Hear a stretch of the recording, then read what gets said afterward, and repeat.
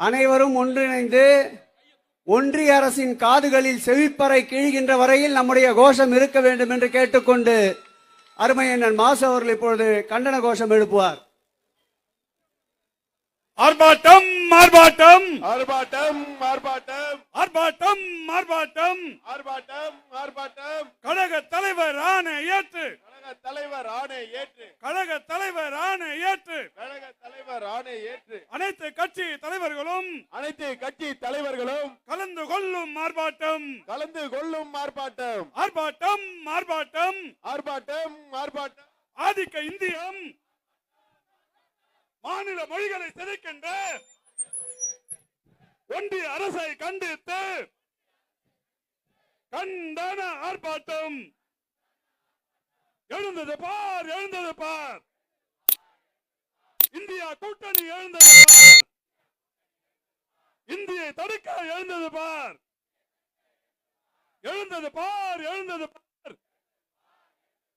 India கூட்டணி எழுந்தது பார், இந்தியை தடுக்க எழுந்தது பார். திணிக்காதே திணிக்காதே திணிக்காதே திணிக்காதே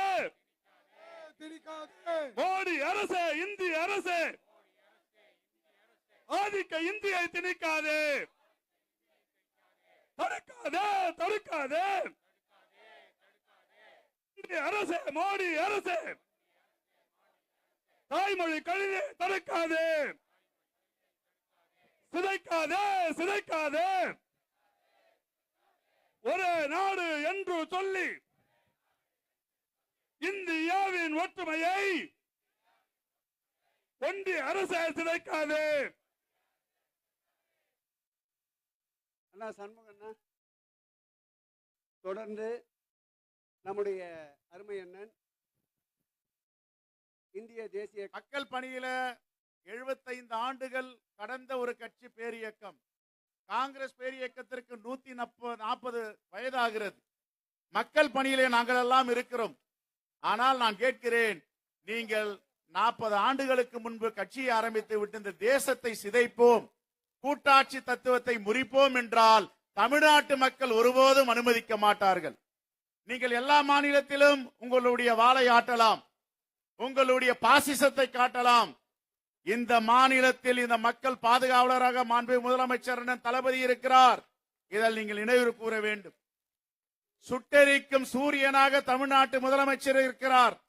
நீங்க தமிழ்நாட்டு மக்களை தொட்டால் உங்களுக்கு ஷாக் அடிக்கும் என்று பல முறை நிரூபித்து காட்டியிருக்கிறார் நம்முடைய முதலமைச்சர். மோடி அவர்களே, பாஜக அரசே, ஒன்று மட்டும் புரிந்து கொள்ளுங்கள். தலைமை பண்பு என்றால் என்ன, அரசியல் பண்பு என்றால் என்ன, கூட்டாட்சி தத்துவம் என்றால் என்ன, ஜனநாயகம் என்றால் என்ன?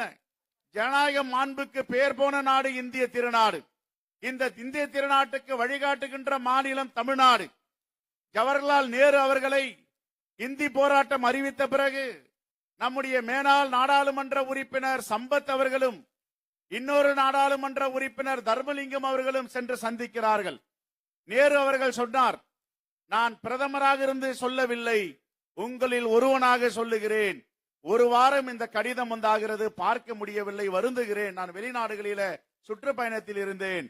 இப்பொழுது சொல்லுகிறேன், இருமொழி கொள்கை தமிழ்நாட்டில் நடைமுறையில் இருக்கும், இதை யாரும் மாற்ற முடியாது என்ற உறுதிமொழி அளித்தார். ஆனால் சம்பத் அவர்களும் தர்மலிங்கம் அவர்களும் மூத்த தலைவர்கள் வீடு வந்து சேர்வதற்குள்ளாக அவருடைய வீட்டில கடிதம் இருக்கிறது, ஜவஹர்லால் நேரு அவர்கள் கைப்பட எழுதி கொடுத்திருந்தார். இதைத்தான் லால் பகதூர் சாஸ்திரியும் நாடாளுமன்றத்திலே சொன்னார். எங்களுடைய நேருஜி என்ன வாக்கு கொடுத்திருக்கிறாரோ, எதை ஒப்புக்கொண்டிருக்கிறாரோ, என்னுடைய ஆட்சி தொடர்ந்து இதை கடைபிடிக்கும், இருமொழி கொள்கை தமிழ்நாட்டில் நடைமுறைப்படுத்தும் என்று சொன்னார். மோடி அவர்களே, நாங்கள் கேட்கிறோம், இருமொழி கொள்கையை படித்தவர்கள் நாசாவிலே வேலை பார்க்கிறோம், இருமொழி கொள்கை படித்தவர்கள் உலக நாடுகளிலே வேலை பார்க்கிறோம். நாங்கள் வட மாநிலங்களே சென்று நடுவு நடவில்லை, ஓட்டலிலே விடுதிகளிலே பணியாற்றவில்லை, கொளுத்து வேலை செய்யவில்லை. மும்மொழி கொள்கையை படித்தவர்கள் இருமொழி கொள்கை படித்த தமிழ்நாட்டில் வேலை பார்க்கிறார்கள் என்பதை நீங்கள் மறந்துவிட வேண்டாம். இன்னும் 50 ஆண்டுகள் நாங்கள் முன்னேறி சென்றிருக்கிறோம். இதையெல்லாம் கொடை. பெருந்தலைவர் காமராஜர் முதல் முத்தமிழறிஞர் கலைஞர் வரை உயர்கல்வியும் பள்ளி கல்வித்துறையும் தமிழ்நாட்டிற்கு கொடையாக அளித்திருக்கிறார்கள். உலக நாடுகளுக்கு சென்றால் எங்க மருத்துவம் பார்க்கலாம் என்றால் தமிழ்நாட்டை கை காட்டுகிறார்கள். மருத்துவத்துறையில கல்வித்துறையில நாங்கள் புரட்சி செய்து கொண்டிருக்கிறோம். அது மட்டுமல்ல, அன்னை இந்திரா காந்தி அவர்கள் பிரதமராக இருக்கும் பொழுது 12ஆம் மாதம் 16ஆம் தேதி 1967ஆம் ஆண்டு ஒய்பி சவான் அவர்கள் உள்துறை அமைச்சர் நாடாளுமன்றத்தில் உரையாற்றும் பொழுது சொல்லுகிறார், நேருஜி அவர்கள் கொடுத்த வாக்குறுதியும் லால் பகதூர் சாஸ்திரி கொடுத்த வாக்குறுதியும் அன்னை இந்திரா காந்தி அவர்கள் தொடர்ந்து நடைமுறைப்படுத்துவார். இதில் எந்த மாற்று கருத்தும் கிடையாது. இருமொழி கொள்கை தமிழ்நாட்டில் தொடர்ந்து இருக்கும் என்று. என்ன உங்களுக்கு பிரச்சனை? எதற்காக இந்தியை திணிக்க வேண்டும் என்று முயற்சி செய்கிறீர்கள்? ஒரு நாடு, ஒரு தேர்தல், ஒரு மொழி, ஒரு ரேஷன் அட்டை, சீனாவில உள்ளது போல ஒரு அதிபர் ஆட்சி. இந்த ஒரு அதிபர் ஆட்சிக்கும் ஒரு நாடுக்கும் ஒருபோதும் இந்திய மக்கள் இடமளிக்க மாட்டார்கள், உங்களுக்கு வாய்ப்பளிக்க மாட்டார்கள். இதை இறுதி எச்சரிக்கையாக இந்த கூட்டத்தில் இருந்து நாங்கள் சொல்லுகிறோம். இந்த கண்டன ஆர்ப்பாட்டம் கூட்டம் என்பது இது ஆரம்பம் அல்ல, இன்னும் தொடரும். இது முடிவும் அல்ல. தமிழ்நாட்டு மக்களுக்கு எப்பொழுதெல்லாம் பங்கம் வருகிறதோ, எப்பொழுதெல்லாம் இழுக்கு வருகிறதோ, எப்பொழுதெல்லாம் பின்னடைவு ஏற்படுவதற்கு நீங்கள் முயற்சி செய்கிறீர்களோ, அப்பொழுதெல்லாம் எங்களுடைய மாண்பு முதலமைச்சர் அண்ணன் தளபதி வெகுண்டு எழுவார். அவர் பின்னால் இந்தியா கூட்டணி வலிமையாக இருக்கிறது, இரும்பு கோட்டை போல் இருக்கிறது. உங்கள் கனவு என்றும் பலிக்காது என்பதை நீங்கள் உள்வாங்கிக் கொள்ள வேண்டும். 6ஆம் வகுப்பு மாணவ மாணவிகளுக்கு எதற்காக விருப்ப பாடம், தொழிற்கல்வி என்ன சொல்ல வருகிறீர்கள்? மனு சாஸ்திரம் ஒன்று இருந்தது, எங்கள் மூதாதையர்கள் அதை முறித்தெறிந்தார்கள். 6ஆம் வகுப்புல நீங்கள் விருப்ப பாடத்தை தொழிற்கல்வி எடுக்க வேண்டும் என்றால் செருப்பு தைப்பவன் செருப்பு தைத்துக் கொண்டு இருக்க வேண்டும், சகதிகளை சாக்கடையை வாரிக்கொண்டிருந்தவன் சாக்கடையை வாரிக்கொண்டு இருக்க வேண்டும். இதான் பாஜகவுடைய தத்துவம், இதுதான் RS உடைய கொள்கை கோட்பாடு. இதை திணிக்க தமிழ்நாட்டில் முயற்சித்தால் தமிழ்நாட்டு மக்கள் ஒருபோதும் வேடிக்கை பார்க்க மாட்டார்கள். ஒன்று மட்டும் சொல்லுகிறேன், நிறைவாக சொல்லுகிறேன், இது தமிழ்நாடு. தமிழ்நாட்டு மக்கள் எவ்வளவோ போரை பார்த்தவர்கள், உங்களை அனுமதிக்க மாட்டார்கள். பாஜகவை RSS மட்டுமல்ல, பின்புற வழியாக இவர்களுக்கு ஊதுகுழலாக இருக்கிறார்களே, இவர்கள் சொல்லுவதை மறைமுகமாக செயல்படுத்திக் கொண்டு இருக்கிறார்களே, அவர்களுக்கும் 2026 தேர்தலில டெபாசிட் இல்லை என்பதை தமிழ்நாட்டு மக்கள் உணர செய்வார்கள். ஆகவே இந்த கூட்டம் என்பது ஆரம்பம் அல்ல, இந்த கூட்டம் என்பது தமிழ்நாட்டுக்கு மட்டுமல்ல இந்தியாவிற்கு மிகப்பெரிய ஒரு வழிகாட்டியாக இருக்கும் என்று சொல்லி இந்த கண்டன ஆர்ப்பாட்டத்தை ஏற்பாடு செய்த திராவிட முன்னேற்ற கழகத்தின் தலைவர் அவர்களுக்கும், துணை முதலமைச்சர் அவர்களுக்கும், அமைச்சர் பெருமக்களுக்கும், மூத்த தலைவர்களுக்கும் என்னுடைய மனமார்ந்த நன்றியை தெரிவித்து விடைபெறுகிறேன். நன்றி.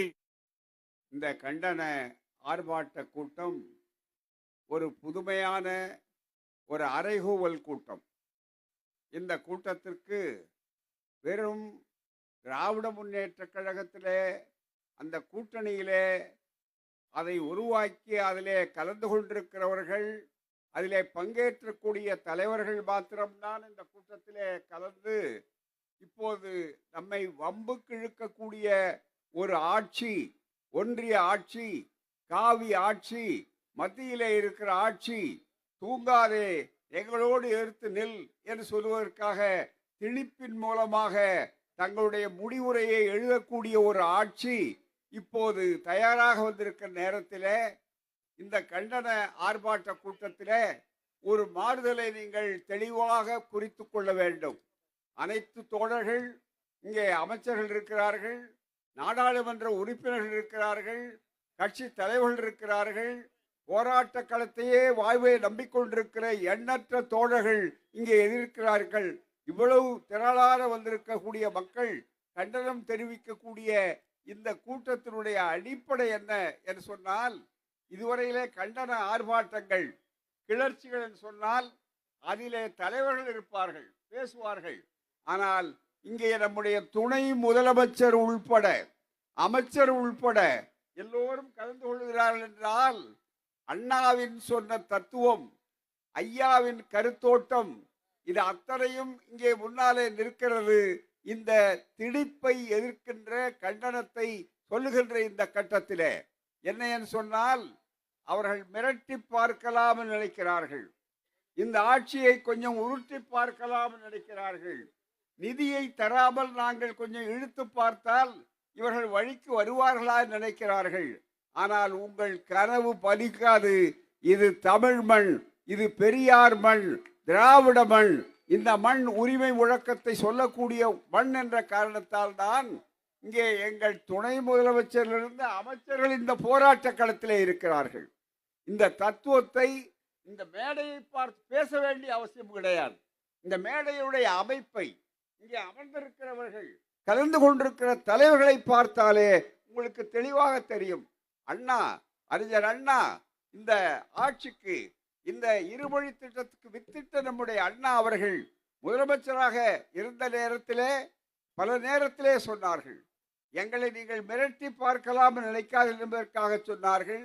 எங்களுக்கு பதவி என்பது இருக்கிறதே அது மேல் தொண்டு, ஆனால் கொள்கை இருக்கிறதே அதுதான் எங்களுக்கு வேட்டி, அதை மறந்து விடாதீர்கள் என்று அதை உணர்ந்த காரணத்தால் தான் இன்றைக்கு அமைச்சர் பதவியிலே இருக்கிறோமே. நாம் ஒன்றிய அரசை எதிர்த்து, அவருடைய கொள்கைகளை எதிர்த்து முழங்கப் போகின்ற ஒரு கூட்டத்திலே கலந்து கொள்ளலாமா என்று யாரும் நினைக்கவில்லை. திராவிட முன்னேற்ற கழகத்திலே அமைச்சர்கள் வருவார்கள் என்று நினைத்து அவர்கள் வரவில்லை. கொள்கைக்காகத்தான் வந்தார்கள். தாளமுத்து நடராஜன் பரம்பரை என்பதை காட்டுவதற்காகத்தான் வந்தார்கள். அந்த உணர்வோடு தான் இந்த கண்டனம், தலைவர்கள், முழக்கங்கள் இது அத்தனையும் நடைபெறுகிறது. எண்ணி பாருங்கள், எந்த அளவிற்கு ஒரே நாடு, ஒரே தேர்தல் என்றெல்லாம் ஆரம்பித்து ஒரே கலாச்சாரம் என்று வந்தார்கள்.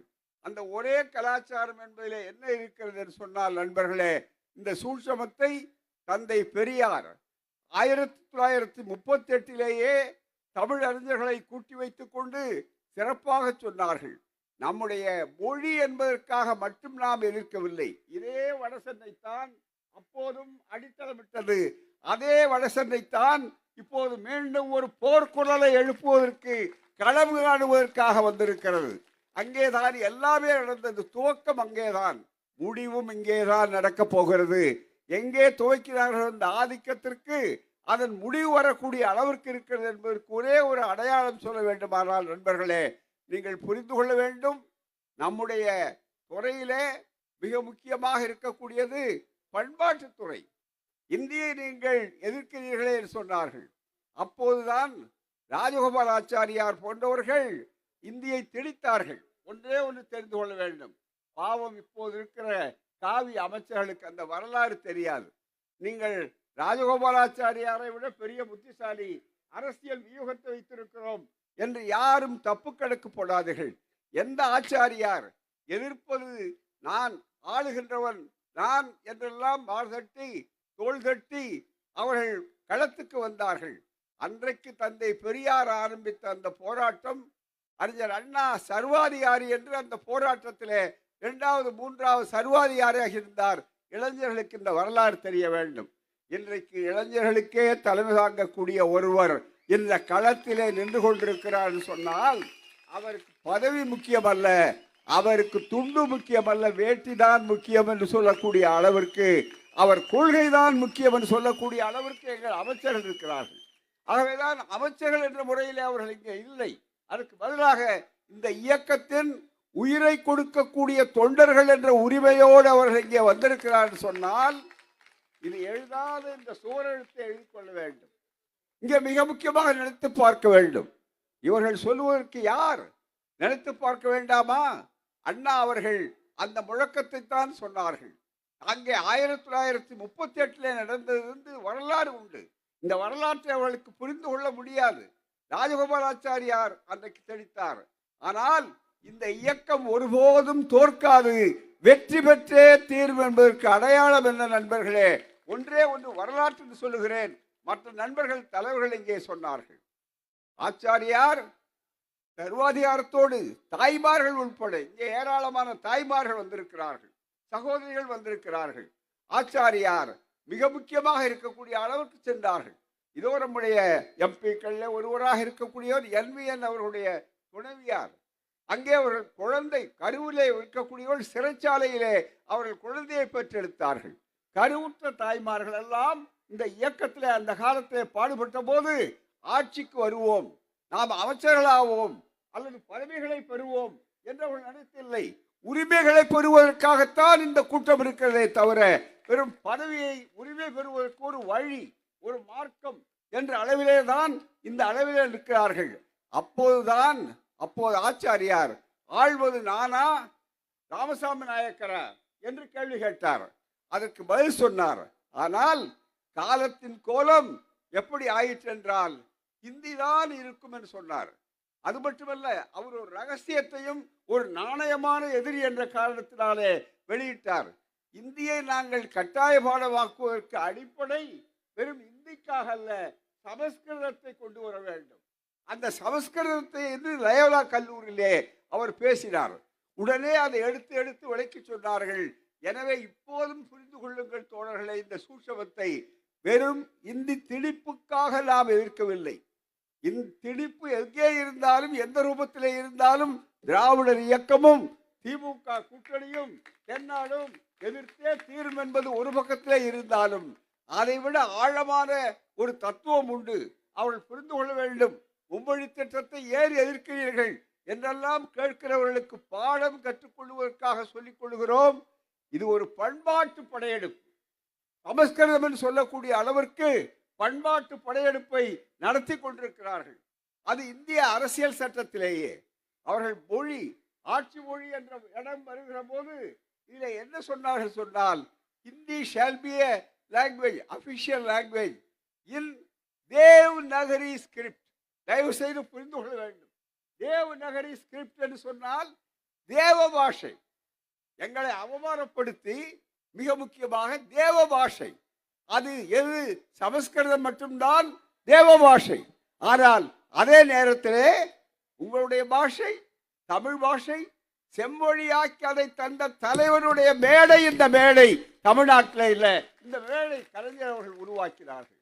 அப்படிப்பட்ட தமிழை செம்மொழியை நீச்ச பாஷை, இன்னமும் நீச்ச பாஷை என்று சொல்ற நேரத்தில் அது தேவ பாஷை, இது நீச்சர்கள் பாஷை என்று சொன்னார்கள்.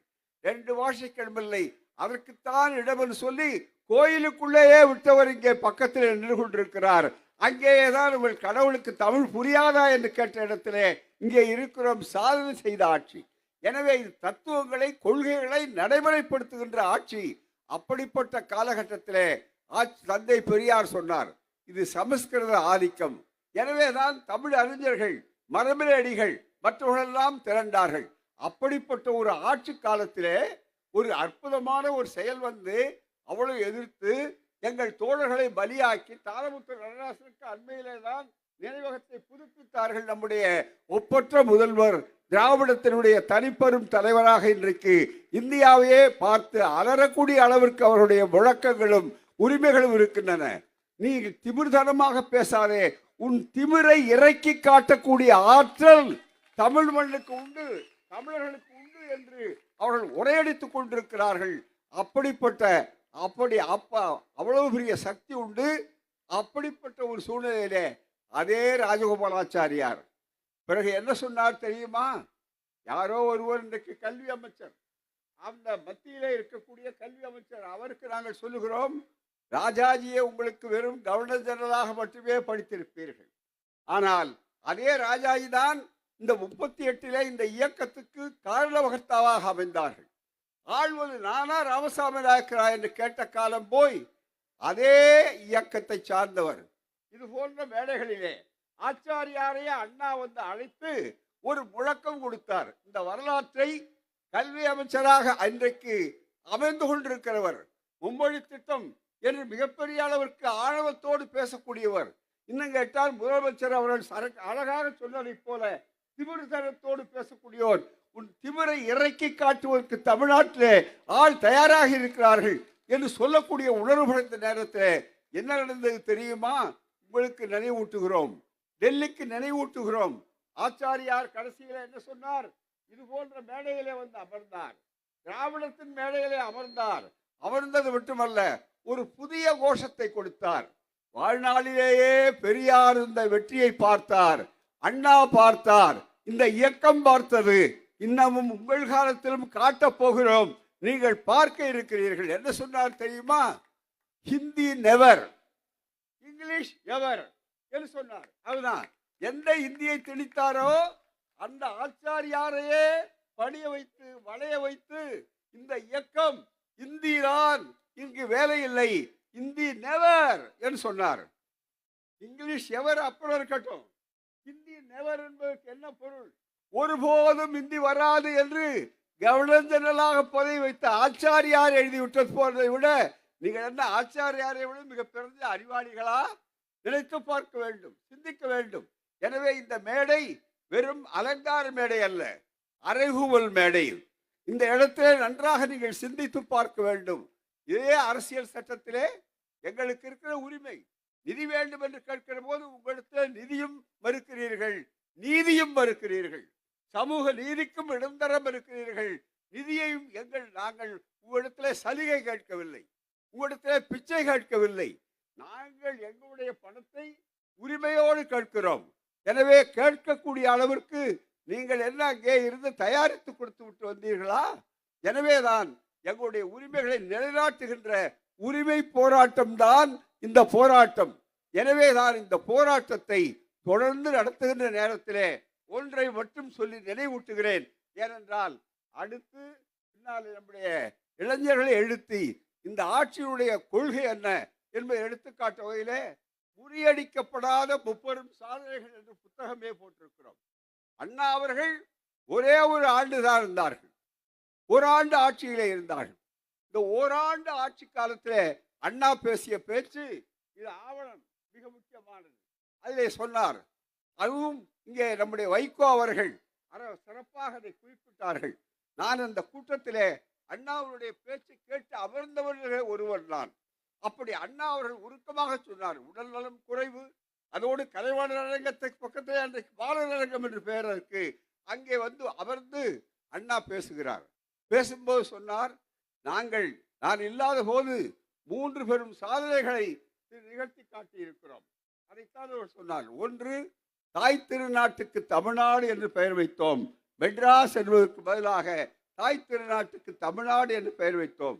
2, அதைவிட முக்கியம், சுயமரியாதை திருமணங்கள் சட்டப்படி செல்லும், நடந்த திருமணங்களும் செல்லும், நடக்கும் திருமணங்கள் சொல்லும், இனி நடக்கப் போகின்ற திருமணங்களும் செல்லும் என்று பிரகடனப்படுத்தி இருமொழி கொள்கை, ஆட்சி மொழியாக தமிழ் மொழி, அதே போல ஆங்கிலம், இந்த 2 தான், 3வது இடமில்லை என்று தெளிவாக சொல்லிவிட்டு சொன்னார்.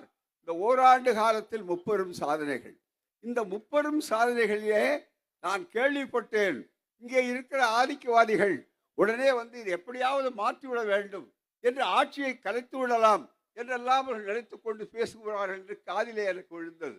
உங்களால் முடியுமா என்றால் உங்களுடைய அதிகாரத்தை பயன்படுத்தி எதையும் செய்யலாம் என்பதை நான் தெளிவாக ஒப்புக்கொள்ளுகிறேன். ஆனால் ஒன்றே ஒன்று, அதைத்தான் இப்போது நினைவூட்டி விட்டு என்னுடைய உரையை நிறைவு செய்கிறேன். என்ன சொன்னால், அண்ணா சொன்னார், ஆட்சியாளர்களே, அப்படி வருகிறவர்களே, இதையெல்லாம் மாற்றிவிடலாம், இப்ப அதுதானே செய்கிறார்கள், மும்மொழி கூட்டத்தை கொண்டு வருகிறேன் என்று அவர்கள் சொல்லக்கூடிய அளவிற்கு வந்தார்களே. ஒன்றை உங்களுக்கு சொல்லிக் கொள்கிறேன், அண்ணா பேசுகிறார். அண்ணா பேசும்போது சொல்லுகிறார், இதையெல்லாம் நீங்கள் மாற்றிவிட வேண்டும். சுயமரியாதை திருமணமா கூடாது, அதை மாற்ற வேண்டும்.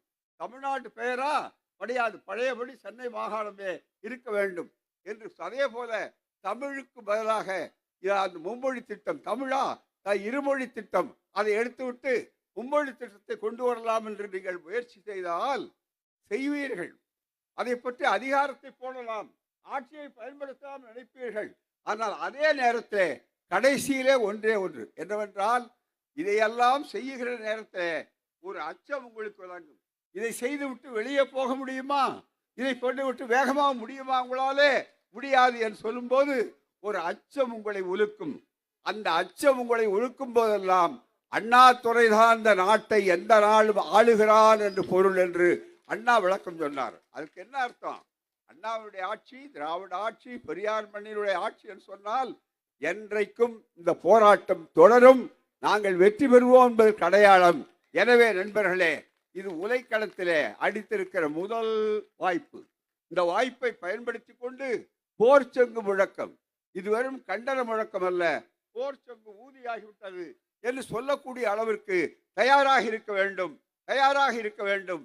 இன்னும் கேட்டால் 200 வெற்றி பெறுவோம் என்பதற்கு அரசியல் ரீதியாக பயன்படுத்தி கொண்டிருக்கிற நேரத்தில் 200 அல்ல 234 இந்த கூட்டணிக்கு வைத்துக் கொள்ளுங்கள் என்று சொல்வதற்காகத்தான் இந்த திட்டத்தை இருக்கிறீர்கள். நீங்கள் வேகமாக செல்லுங்கள், விரைவாக வெற்றி எங்களிடம் வரும். நன்றி, வணக்கம். வெல்க தமிழ், வீழ்க திணிப்பு என்று சொல்லி விடைபெறுகிறோம். நன்றி, வணக்கம். நீங்கள் தான் குள்ளநரி கூட்டத்தார் என்று கொடிமுடித்து இடிமுழக்கமிடும் கொள்கை மறவர் கூட்டத்தின் தலைவன், எங்கள் உயிரினும் மேலான அன்பு தலைவர் தளபதியின் அருந்தவ புதல்வன் எங்கள் ஆறுயிர் அண்ணன் உதயநிதி ஸ்டாலின் அவர்கள் கண்டன உரை ஆற்ற வருமாறு அன்போடு இன்னும் பலத்த கரவொலியோடு அழைக்கின்றேன்.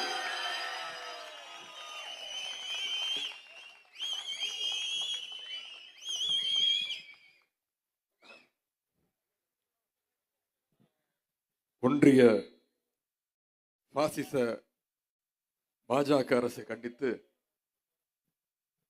மும்மொழி கொள்கை திட்டத்தை எதிர்த்து இந்தியா கூட்டணி சார்பாக நடைபெறுகின்ற இந்த மாபெரும் கண்டன ஆர்ப்பாட்டத்தில் கலந்து கொண்டுள்ள திராவிட கழகத்துடைய தலைவர் ஐயா ஆசிரியர் அவர்களே, தமிழ்நாடு காங்கிரஸ் கமிட்டியினுடைய தலைவர் அண்ணன் திரு செல்வ பெருந்தகை அவர்களே, மறுமலர்ச்சி திராவிட முன்னேற்ற கழகத்துடைய செயலாளர் அண்ணன் திரு வைகோ அவர்களே, மார்க்சிஸ்ட் கம்யூனிஸ்ட் கட்சியினுடைய மாநில செயலாளர் அண்ணன் திரு சண்முகம் அவர்களே, இந்திய கம்யூனிஸ்ட் கட்சியினுடைய மாநில செயலாளர் அண்ணன் முத்தரசன் அவர்களே, இந்திய யூனியன் முஸ்லிம் லீக் தேசிய தலைவர் அண்ணன் திரு KM காதர் மொய்தீன் அவர்களே, விடுதலை சிறுத்தைகள் கட்சியினுடைய தலைவர் அண்ணன் திரு தொல் திருமாவளவன் அவர்களே, மக்கள் நீதி மையம் பொதுச் செயலாளர் திரு அண்ணன் அருணாச்சலம் அவர்களே, கொங்கு நாடு மக்கள் தேசிய கட்சியினுடைய பொதுச் செயலாளர் அண்ணன் ஈஸ்வரன் அவர்களே, தமிழக வாழ்வுரிமை கட்சியினுடைய தலைவர் அண்ணன் வேல்முருகன் அவர்களே, கழகத்துடைய பொருளாளரும் நாடாளுமன்ற மக்களவை குழு தலைவர் அண்ணன் TR பாலு அவர்களே, கழக அமைப்பு செயலாளர் அண்ணன் திரு RS பாரதி அவர்களே, கழக கொள்கை பரப்பு குழு தலைவர் செயலாளர் அண்ணன் திரு TKS இளங்கோவன் அவர்களே, கழகத்துடைய மாவட்ட கழக செயலாளர்களும் மாண்புமிகு அமைச்சர்களுமான அண்ணன் திரு மா சுப்பிரமணியன் அவர்களே, அன்பு சகோதரர் திரு அன்பில் மகேஷ் பொய்யாமணி அவர்களே, இந்த நிகழ்ச்சி இவ்வளவு சிறப்பாக ஏற்பாடு செய்திருக்கக்கூடிய நம்முடைய மாவட்ட கழக செயலாளரும் அமைச்சருமான அண்ணன் திரு சேகர்பாபு அவர்களே, மாவட்ட கழக செயலாளர்கள் அண்ணன் மாதவரம் சுதர்சனம் அவர்களே, அண்ணன் RD சேகர் அவர்களே, சகோதரர் சிற்றரசு அவர்களே, அண்ணன் மயிலை வேலு அவர்களே, நாடாளுமன்ற உறுப்பினர்கள் அண்ணன் திரு தயாநிதி மாறன் அவர்களே, அக்கா தமிழச்சி தங்கபாண்டியன் அவர்களே, சகோதரர் கலாநிதி வீராசாமி அவர்களே, அண்ணன் கிரிராஜன் அவர்களே, சகோதரி கனிமொழி என்வின் சோமு அவர்களே, மனிதநேய மக்கள் கட்சியினுடைய பொதுச் செயலாளரும் சட்டமன்ற உறுப்பினருமான அண்ணன் அப்துல் சமத் அவர்களே, மனிதநேய ஜனநாயக கட்சியைச் சேர்ந்த அண்ணன் திரு தமிமன் அன்சாரி அவர்களே, மாநகர மேயர் சகோதரி பிரியா ராஜன் அவர்களே, இந்தியா கூட்டணி கட்சியைச் சேர்ந்த அனைத்து சட்டமன்ற உறுப்பினர்களே, திராவிட இயக்க எழுத்தாளர் அண்ணன் திரு மதிமாறன் அவர்களே, இந்தியா கூட்டணி கட்சியைச் சேர்ந்த தோழமை கட்சியைச் சேர்ந்த அனைத்து நிர்வாகிகளே, கழக இளைஞரணியைச் சேர்ந்த என் அருமை தம்பிமார்களே, பெரியோர்களே, தாய்மார்களே, முத்தமிழர் கலைஞருடைய உயிரினும் மேலான அன்பு உடன்பிறப்புகளே, உங்க அத்தனை பேருக்கும் வணக்கத்தை தெரிவித்துக் கொள்கின்றேன். மொழி உரிமையை காக்க, கல்வி உரிமையை காக்க, நிதி உரிமையை காக்க என்று உணர்ச்சி பெருக்கோடு இங்கே கூடியிருக்கக்கூடிய உங்க அத்தனை பேருக்கும் மீண்டும் என்னுடைய வணக்கத்தை தெரிவித்துக் கொள்கின்றேன். இங்கே இந்த ஆர்ப்பாட்டத்திலே நான் ஒரு துணை முதலமைச்சராக கலந்து கொள்ளவில்லை, விளையாட்டுத்துறையினுடைய அமைச்சராக கலந்து கொள்ளவில்லை, இளைஞரணி செயலாளராக கலந்து கொள்ளவில்லை, சாதாரண ஒரு திமுக தொண்டனாக சுயமரியாதையோடு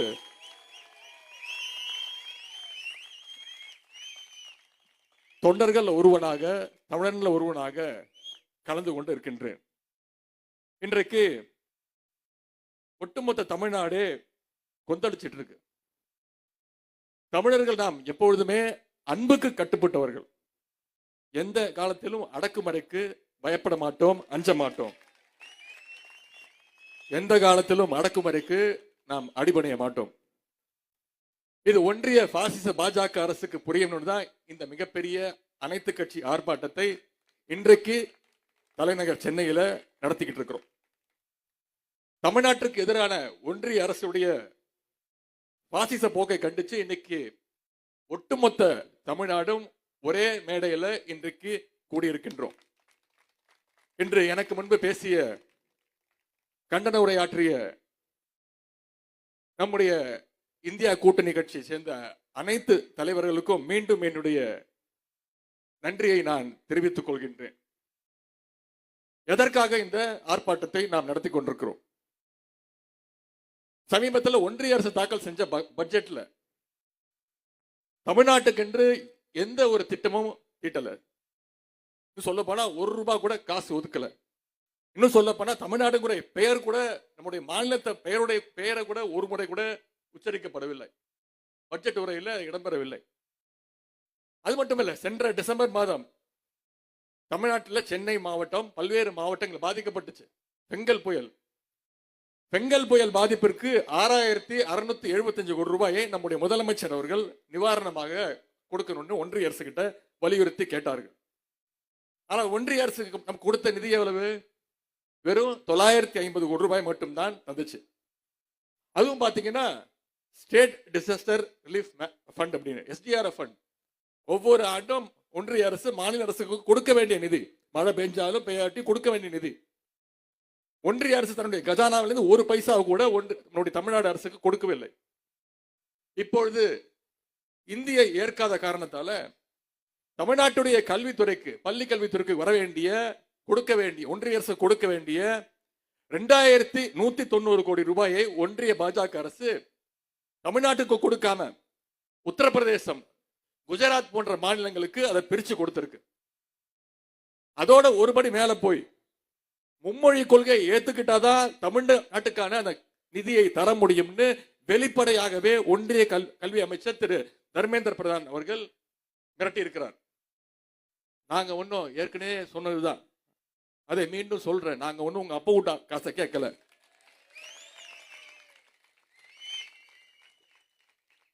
கேட்கிற மாதிரி கேட்டதான் அவன் காதுல விழும். நாங்க ஒன்னும் உங்ககிட்ட பிச்சையோ கடனோ கேட்கல. தமிழ்நாட்டு மக்கள், தமிழ்நாட்டு மாணவர்கள், அவங்களுடைய பெற்றோர்கள் கட்டின வரி பணத்திலிருந்து தான் எங்களுடைய உரிமையை தான் நாங்க கேட்கிறோம். எங்களுக்கு சேர வேண்டிய நிதி உரிமையை தாங்கன்னு உரிமையோடு கேட்கிறோம்.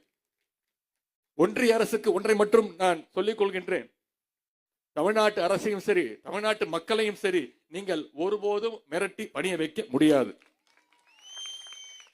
இது திராவிட மண், இது பெரியார் மண், இது பேரறிஞர் அண்ணாவால், முத்தமிழர் கலைஞர் அவர்களால் உருவாக்கப்பட்டு நம்முடைய மாண்பு முதலமைச்சர் அவர்களால் வழிநடத்த வருகின்ற சுயமரியாதை மண் என்பதை இந்த ஆர்ப்பாட்டத்தின் மூலமாக ஒன்றிய அரசுக்கு நான் மீண்டும் மீண்டும் அழுத்தம் திருத்தமாக கூறிக்கொள்ள விரும்புகின்றேன்.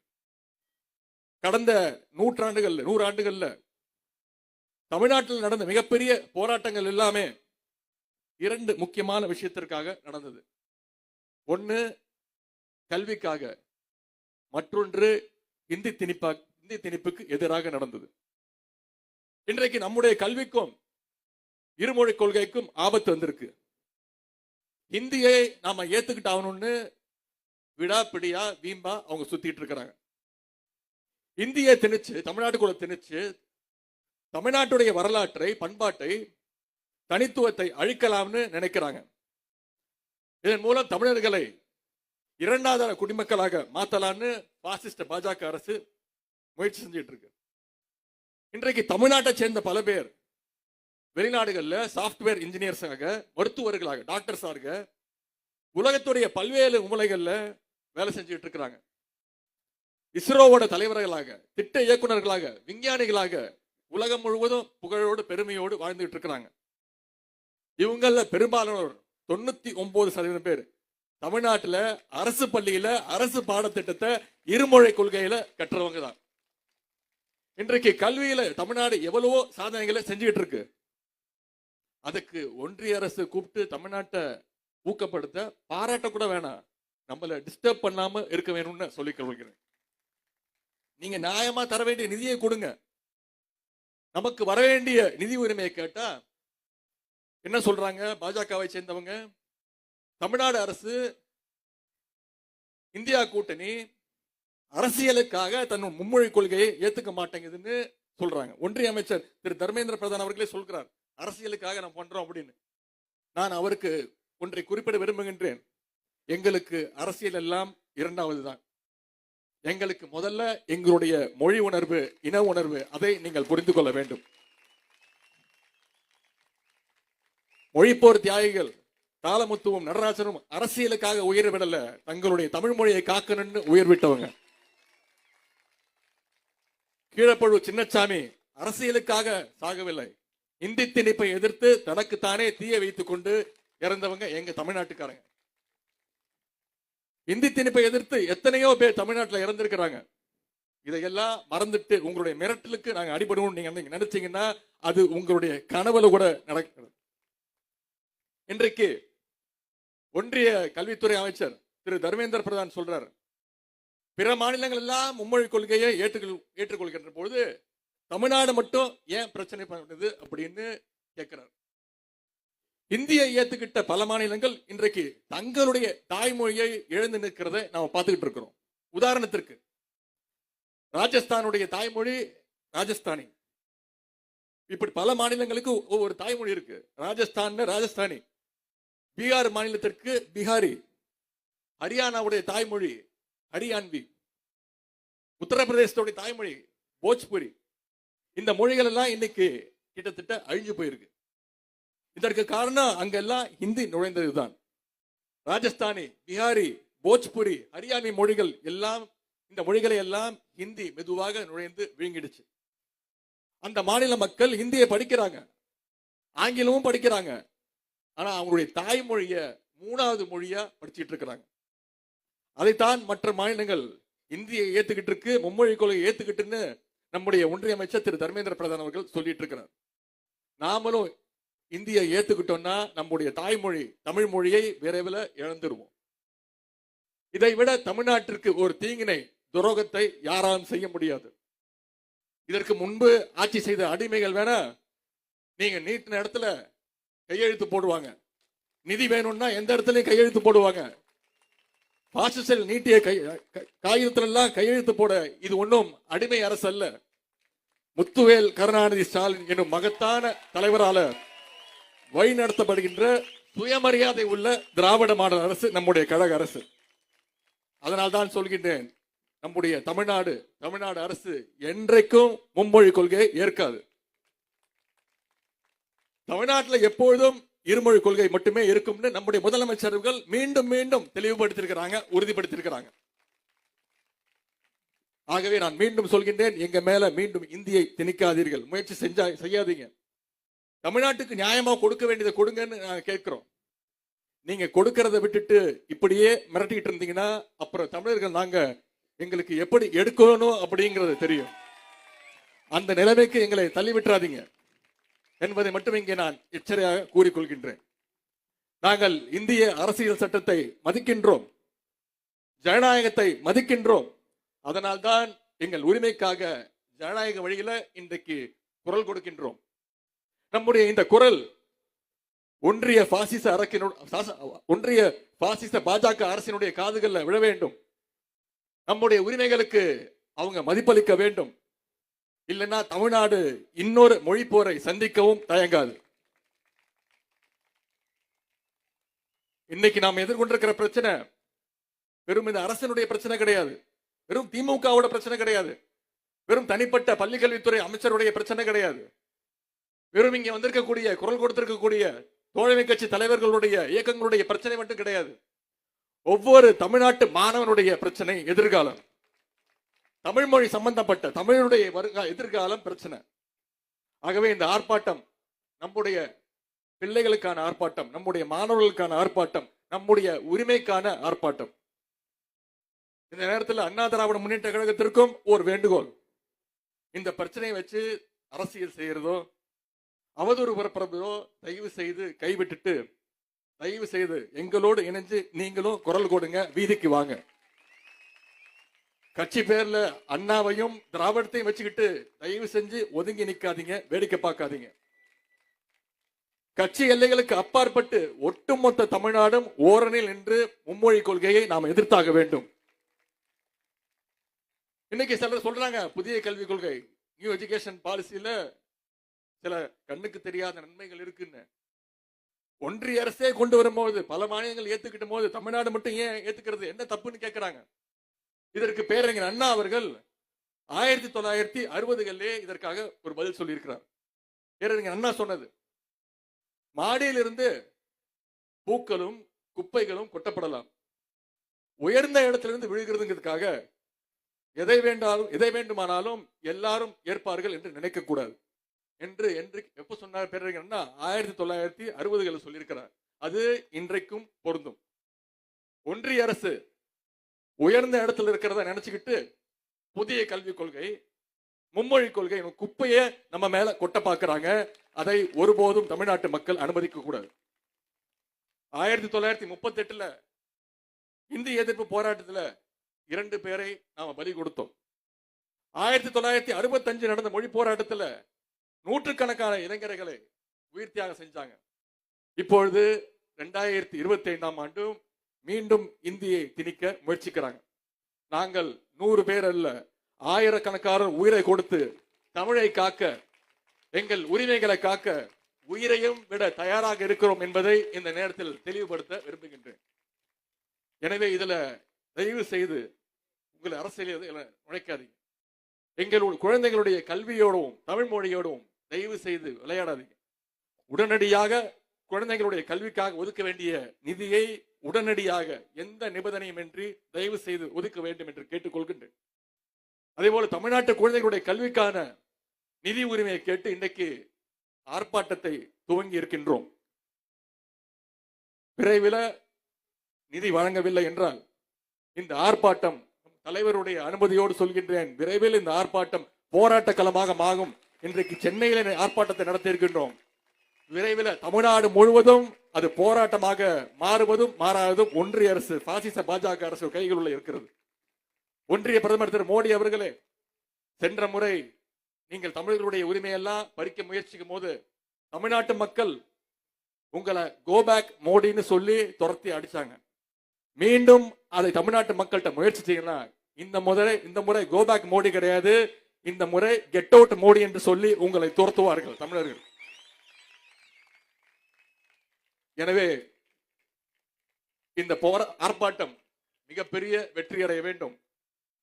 மீண்டும் ஒன்றிய அரசு கிட்ட நான் சொல்வதெல்லாம், ஆர்ப்பாட்டம் இது வெறும் துவக்கம் தான்.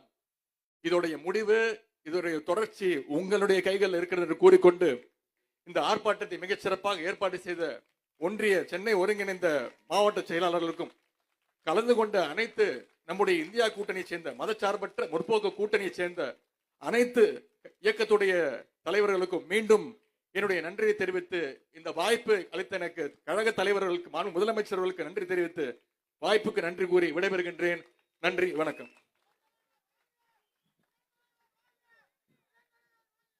3 மணி நேரம் கடந்தும் இந்த ஆர்ப்பாட்டம் சிறிதும் குறைவில்லாமல் நிறைந்த எழுச்சியோடு நடத்துவதற்கு காரணமாக இருந்த அனைவருக்கும் நன்றி.